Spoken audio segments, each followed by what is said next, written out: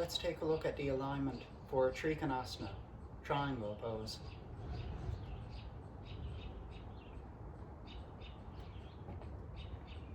So beginning here, the legs are straight. Front foot, my left foot in this case, is pointed forwards. Back foot is turned 45 degrees to the corner. Torso is going to stay facing towards the side.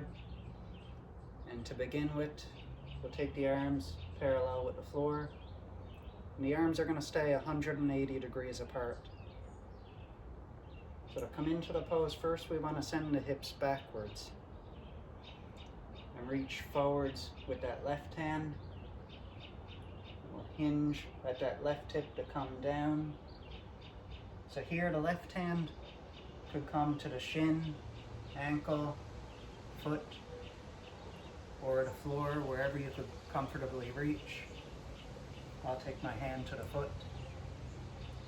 Top hand, my right hand in this case, is going to reach upwards, palm facing to the side. I could gaze to look upwards at the top hand. If that bothers your neck though, you could turn the head to look to the side. And here the torso is rotating upwards. So you may feel a little stretch along here. And also you want to press down to the outer edge of the back foot to get a deeper stretch. So the hips are angling towards the stacked position. You want to keep everything in one plane.